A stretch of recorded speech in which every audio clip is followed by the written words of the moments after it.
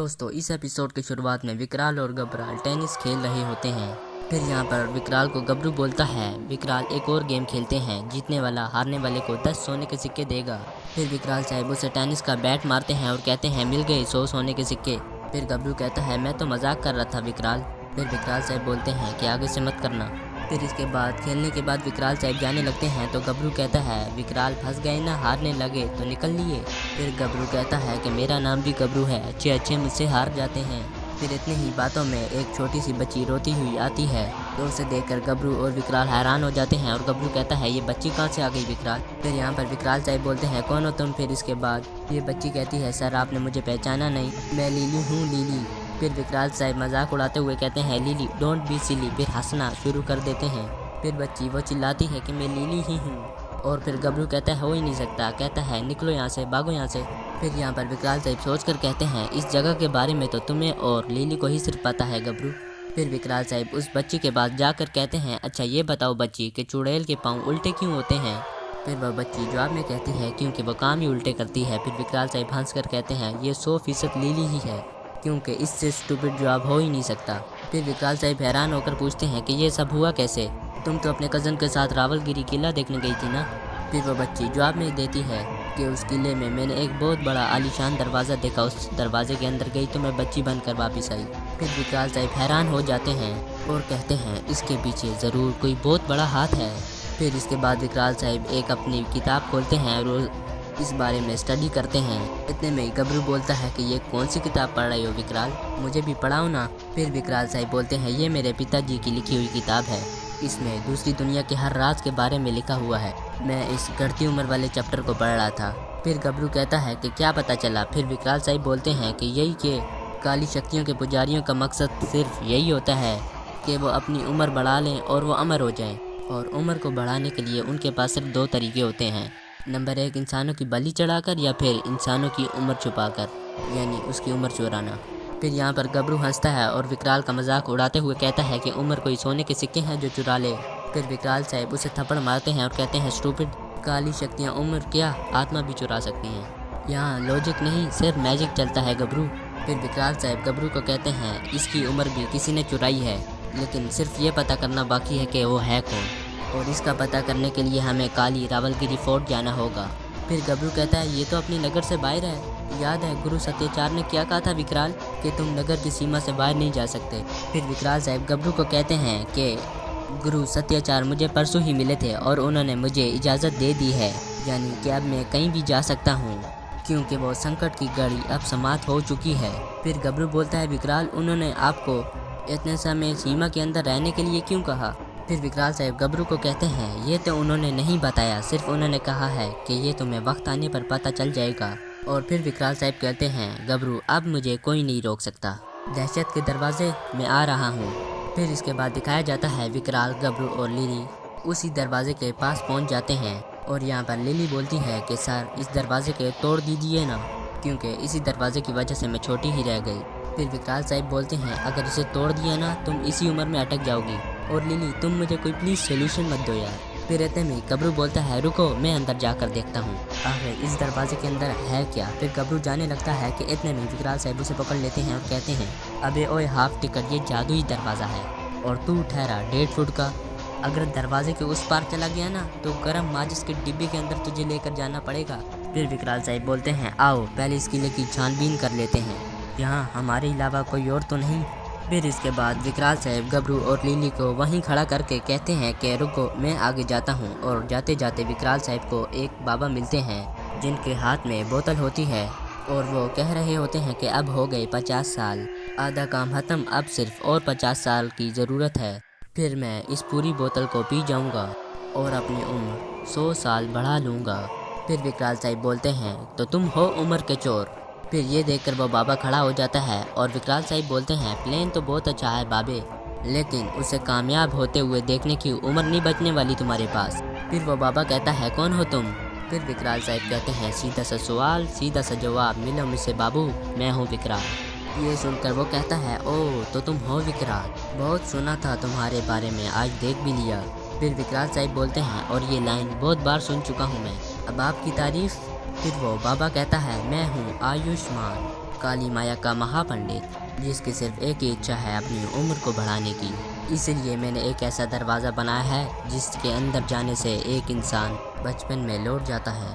अक्ल बढ़ेगी लेकिन शरीर बच्चे का, और फिर उस खोई हुई उम्र को मैं अपनी इस बोतल में कैद कर लूँगा। तो फिर विकराल साहब बोलते हैं, तो तुम ये बोतल तब पी सकते हो जब ये फुल हो जाए, राइट? फिर वो बोलता है हाँ। फिर विकराल साहब बोलते हैं, एक कहावत है हिंदी में दद्दू, कि मेरी उम्र तुम्हें लग जाए, पर अफसोस दद्दू ये तुमने कहावत को बहुत सीरियसली ले लिया। फिर वो बाबा कहता है, मैं जीऊँगा 1000 साल, तुम्हें क्या, और साल के दिन हो 50,000। फिर इसके बाद विकराल साहब चले जाते हैं और वो बाबा हंसना शुरू कर देता है। जैसा ही वो विकराल साहब की तरफ बाबा देखता है, वहाँ पर विकराल साहब नहीं होते और वो हैरान हो जाता है कि ये कहाँ गायब हो गया। इतने में विकराल साहब के पीछे से आवाज़ आती है और कहता है विकराल साहब कि हंसना बंद कर बुड्ढे, अब ये जो बोतल है तुम्हारे हाथ में, ये वापस मुझे दे दो। फिर इसके बाद वो बाबा विकराल साहब पर हमला कर देता है और यहाँ पर गबरू भी आ जाता है और वो फिर गबरू को भी करंट देता है। फिर इसके बाद जैसे ही विकराल साहब तीर चलाते हैं वो बच जाता है। इसके बाद वो अपनी जादुई कालीन के ऊपर आ जाता है और जादुई कालीन पर बैठ जाता है और कहता है विकराल और गबरू को, तुम जैसे को बहुत बार देख चुका हूँ, मुझे पकड़ना बच्चों का खेल नहीं है, मैं जा रहा हूँ। फिर इसके बाद वो बाबा चला जाता है। फिर इतने में गबरू की नज़र अपने सोने के पर जाती है और वो कहता है, बुड्ढे तू मेरा सोने का चेन भी लेकर चला गया, मैं तुझे छोड़ूंगा नहीं, आ रहा हूँ मैं। इतने में विकराल की तरफ देखता है, विकराल साहब उसे गुस्से से देखते हैं और वो खामोश हो जाता है। फिर इसके बाद यहाँ पर ऑफिस में दिखाया जाता है विकराल और गबरू यहाँ पर एक किताब पढ़ रहे होते हैं। विकराल साहब ठीक तरीके से किताब नहीं पढ़ पा रहे होते क्योंकि वहाँ पर बच्चे भी शोर कर रहे होते हैं। इतने में ही विकराल साहब बोलते हैं, बच्चों खामोश हो जाए वरना वो बाबा आ जाएगा। फिर सब बच्चे खामोश हो जाते हैं। इतने में विकराल साहब बोलते हैं, अब ये आयुष्मान को रोकना ही होगा, इससे पहले कि वो बोतल को फुल कर ले और वो सारी बोतल पी जाए। फिर गबरू कहता है क्यों? फिर इतने में विकराल साहब बोलते हैं कि अगर मैं बोतल को तोड़ता हूँ तो वो बोतल टूटने के बाद हर बंदे की उम्र उसके पास वापस चली जाएगी और वो दोबारा से अपनी सही हालत में आ जाएगा। लेकिन अगर उस आयुष्मान ने अपनी बोतल को पी लिया तो फिर ये बच्चे बच्चे ही रह जाएंगे। फिर इसके बाद विकराल साहब एक कपड़ा निकालते हैं। इतने में ही गबरू कहता है ये क्या? फिर विकराल साहब बोलते हैं कि ये उस उड़ते हुए कालीन का हिस्सा है जो मेरे हाथ में आ गया था। फिर विकराल साहब सोचे में पड़ जाते हैं और कहते हैं, एक मिनट, यही वो कालीन का हिस्सा है जो हमें आयुष्मान तक ले जाएगा। फिर इसके बाद विकराल साहब उस उड़ते हुए कालीन के हिस्से को अपने हाथों में हुए रख कर कहते हैं कि जा, जिस कालीन का हिस्सा है तू उसे वापस जाके मिल जा। फिर वो उड़ते उड़ते एक घर में आता है और विकराल और गबरू उसका पीछा करते करते उस घर तक पहुंच जाते हैं। फिर जैसे ही विकराल और गबरू उस घर के अंदर जाने लगते हैं कि इतने में ही एक बंदा निकल कर कहता है, किधर जा रहे हो? फिर विकराल साहब बोलते हैं, अंदर। फिर वो कहता है, क्यों? अंदर जान मना है। फिर विकराल साहब बोलते हैं, क्यों? फिर वो बोलता है, बोर्ड नहीं दिख रहा तुमने? फिर इतने में ही इन्हीं बातों में विकराल साहब और उस बंदे की बातों में यहाँ पर एक गाड़ी आती है और वो जो गाड़ी के अंदर बंदे होते हैं वो इस नीयत से आए होते हैं कि हम इस घर को ख़रीदेंगे। और गाड़ी से उतरने के बाद उस घर के अंदर जाने लगते हैं कि इतने में ही विकराल साहब बोलते हैं, देखिए इस घर के अंदर मत जाइए। फिर वो बोलते हैं, क्यों, किस लिए? फिर इतने में विकराल साहब बोलते हैं, इस घर के अंदर एक काला साया है, देखिए आप सब लोग मत जाइए, मुझे पहले अंदर जाने दीजिए। फिर इसके बाद वो बंदा बोलता है कि वीर सिंह, इस आदमी को ज़रा सही रास्ता दिखा, मैं जब तक सब लोगों को घर दिखा के आता हूँ। फिर इसके बाद ये बोलता है कि सुना नहीं, सेठ ने क्या बोला, चल भाग जाए यहाँ से। फिर इसके बाद विकराल साहब बोलते हैं, देख पहलवान, मुझे मजबूर मत कर। फिर गबरू कहता है, तुम जाओ विकराल, इसे तो मैं देख लूँगा। फिर इसके बाद गबरू बोलता है, क्यों बे बल्लू, ये सोने का कड़ा है ना? उसके हाथ में एक सोने का कड़ा होता है और गबरू कहता है, ये मुझे दे दे। फिर वो गबरू को उठाकर छत पर फेंक देता है। फिर विकराल साहब बोलते हैं, भाई कम से कम अपने साइज़ के आदमी से तो लड़। तो फिर वो बोलता है, तो तू आ जा फिर। फिर इसके बाद विकराल साहब को एक खिड़की नज़र आती है जिसके अंदर वही बाबा होते हैं यानी आयुष्मान, और उनके देख के विकराल साहब अंदर जाने लगते हैं कि इतने में ही वो और विकराल साहब आपस में लड़ पड़ते हैं। फिर उसे विकराल साहब अच्छा सबक सिखाते हैं और उसे ज़मीन पर धूल चटा देते हैं और विकराल साहब कहते हैं, और आखिरी शिक्षा विकराल अखाड़े पर। फिर इसके बाद दिखाया जाता है जो अंदर पहले से इंसान जा चुके होते हैं उनको एक दरवाज़ा नज़र आता है और वो कहते हैं, ये दरवाज़ा कैसा है, पहले तो यहाँ नहीं था। और फिर वो दूसरे कहते हैं, ज़रूर इसके अंदर कोई आलीशान कमरा होगा, और इसके अंदर जाने लगते हैं कि इतने में ही विकराल साहब यहाँ पर पहुँच जाते हैं और कहते हैं, इस दरवाजे के अंदर मत जाना। और उसे देखकर वो मकान मालिक कहते हैं, तो फिर से यहाँ पर पहुँच गया, और वीर सिंह को दोबारा आवाज़ लगाते हैं। कि वीर सिंह पीछे से भागता भागता विकराल और वीर सिंह दोनों उस दरवाजे के अंदर चले जाते हैं। फिर थोड़ी ही देर बाद वीर सिंह बाहर आता है, लेकिन वो वीर सिंह बच्चे की शक्ल में आता है, यानी बच्चा बन चुका होता है और बाहर आकर कहता है ये क्या हो गया मुझे। फिर इसके बाद विकराल साहब निकलते हैं। विकराल साहब भी बच्चे बन चुके होते हैं और कहते हैं उससे बाहर आकर, उल्लू के पट्टे ये क्या किया तुमने? मैं जब मना कर रहा था तो फिर क्यों इसके अंदर दाखिल किया मुझे और तुम्हें, गधे कहेंगे। फिर इसके बाद विकराल साहब के अंदर से एक जादुई चीज़ निकलती है और विकराल साहब उसे कहते हैं मेरी उम्र, और वो आगे बढ़ना शुरू हो जाती है। विकराल साहब भी उसका पीछा करते करते उसी बाबे के पास पहुंच जाते हैं।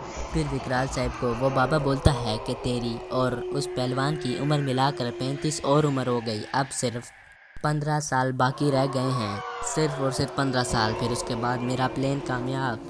फिर इसके बाद विकराल साहब उस पर हमला करने की कोशिश करते हैं, लेकिन उसे कुछ असर नहीं होता और वो बाबा बोलता है इन बच्चे के खिलौनों से मुझे कुछ नहीं होने वाला। विकराल, तुम्हारी स्कूल जाने की उम्र है, तुम जाओ स्कूल जाओ और लॉलीपॉप खाओ। फिर वो विकराल साहब बोलते हैं स्कूल तो मैं ज़रूर जाऊँगा आयुष्मान, पर तुम्हारा आखिरी एग्ज़ाम लेने के बाद। फिर इसके बाद वही बाबा अपनी उड़ती हुई कालीन लेकर उड़ जाता है और यहाँ पर गबरू छत पर होता है और दिखाया जाता है। गबरू कहता है और परेशान होता है, कहता है मेरा सोने का चेन कहाँ चला गया। इन्हीं बातों में होता है कि वही बाबा गबरू के पास से गुजरता है और फिर गबरू कहता है ये तो भाग रहा है, अरे मेरे सोने का चेन तो दे दे। फिर गबरू बोलता है हाँ क्या करूँ। फिर उसके बाद उसे याद आता है कि मैं तो दिन में एक बार उड़ सकता हूँ। फिर गबरू कहता है हाँ उड़ता हूँ। फिर इसके बाद गबरू भी उसके पीछे पीछे उड़कर आ रहा होता है।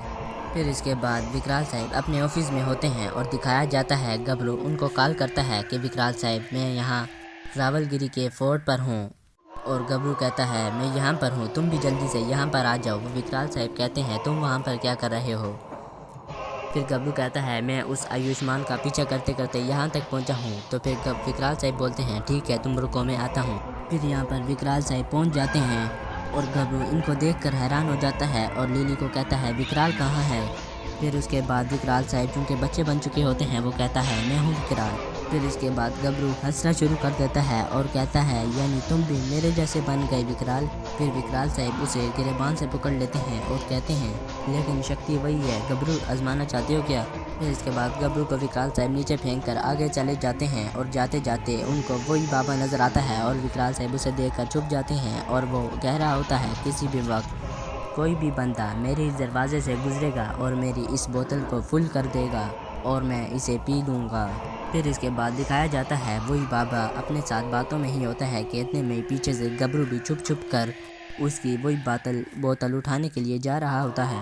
फिर यहाँ पर गबरू छुप छुप कर जा रहा होता है और उसके जहन में आता है कि मेरा सोने का चेन भी इसी के पास है और कहता है पहले वही ले लेता हूँ।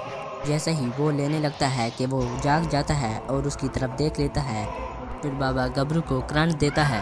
इतने में यहाँ पर विकराल साहब भी पहुँच जाते हैं और उसे कहते हैं करूँगा तुम जैसे बुरी आत्माओं का बुरा काल, मिलो मुझसे मैं हूँ विकराल।